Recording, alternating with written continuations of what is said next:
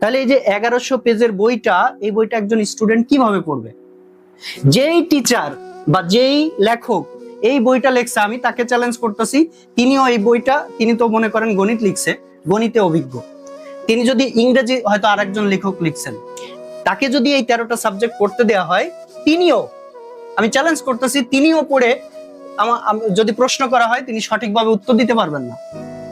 তাহলে একজন স্টুডেন্ট, আপনি মনে করেন শহরের কিছু স্টুডেন্ট আছে যারা ভালো স্কুলে পড়ে, তারা ছোটবেলা থেকে অনেক ভালো পড়ালেখা করে, তাদের কথা বিবেচনা করে যদি আপনি গাইড করেন, বই করেন, তাহলে যারা এই যে গ্রাম অঞ্চলে থাকে, আপনি বিশ্বাস করবেন না, 80 পেজের একটা বই, 80 পেজের একটা বই পড়াইতে আমাদের ঘাম ছুটে যায়, মানে মুখস্থই করাইতে পারি না। বা একটা জিনিস পড়াইতে গেলে দেখেন একটা স্টুডেন্ট 6 এ পড়ে, সে গ্রামারের কি বোঝে?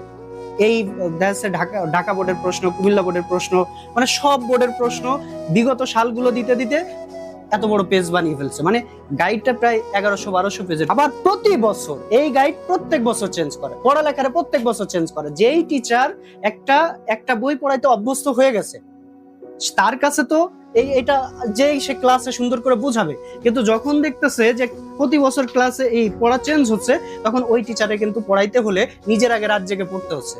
যখনই একদিন দেখা যাচ্ছে ব্যস্ততার কারণে পড়তে পারে নাই, পরের দিন যে ভালোভাবে ক্লাস নিতে পারতেছে না, আমি স্যার নিজেই যদি আমি না বুঝি, আমি একজন স্টুডেন্টকে কি বোঝাবো? আর এই যে যদি আমার এরকম থাকতো যে বোর্ড প্রশ্ন যাই আসুক, আমার গাইডে কোনো অন্তর্ভুক্ত হবে না, আমার যে বইটা থাকবে ওই বইটাই চূড়ান্ত, ওই বইতেই সবকিছু, ওখানে আমার এই যে আমাদের যে 3টা পরীক্ষা হয়, অর্ধবার্ষিক পরীক্ষা, তারপরে ফাইনাল পরীক্ষা, তারপরে আমি যখন টেস্ট পরীক্ষা দিব তার আগে প্রাক নির্বাচনী পরীক্ষা, এই পরীক্ষাগুলোর সিলেবাস তো আমার বইতেই তৈরি করে দেয়া থাকবে, করে ফেলছে। তাহলে একজন শিক্ষার্থী এত বড় গাইড দেখে তো এমনি পড়তে চায় না। এর জন্য কি শিক্ষার্থীরা এই যে ফেল করবে? এই যে কিছুদিন পরে রেজাল্ট দিবে, এসএসসি রেজাল্ট দেবে, দেখবেন অসংখ্য স্টুডেন্ট ফেল। আসলে তারা চায় না যে আমাদের স্টুডেন্ট গুলো পাশ করুক। পাশ করার যদি চিন্তায় তাদের ভিতর থাকতো যে না, আমাদের স্টুডেন্ট গুলো পাশ করুক, যোগ্যতায় পাশ করুক, নিজের যোগ্যতায় পাশ করুক, তাহলে পড়ালেখাটাকে সহজ করতো। কেন? এই যে আপনার দেখেন, এখন হচ্ছে টিকটক, ফেসবুক, ইউটিউবের যুগ। এই যুগে কোনো স্টুডেন্ট চায় না যে এই ফেসবুকের এই আনন্দ, টিকটক করার এই আনন্দ থেকে আমি এই কষ্টের পড়ালেখা করি। তাহলে আপনাকে এই শিক্ষার্থীদেরকে যদি পড়াইতে হয়, তাহলে এমন একটা শিক্ষা ব্যবস্থা চালু করতে হবে, এমন একটা সিলেবাস তৈরি করতে হবে যেখানে শিক্ষার্থীরা আনন্দের সাথে পড়বে, পড়াকে কষ্ট মনে করবে না।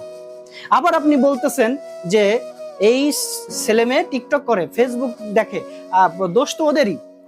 আপনার এই ফেসবুক টিকটক কিভাবে আসলো? অনলাইনে ক্লাস করার নাম করে আপনি কি করছেন? প্রত্যেকটা ছেলেমেয়ের হাতে ফোন ধরাই দিচ্ছেন। এখন যেসব ছেলে মেয়ে মোটামুটি একটু সচেতন, টাকা পয়সা আছে, তারা নাই অনলাইনে ক্লাস করতেছে, ভালো ভালো টিচারদের দেখতেছে, এমবি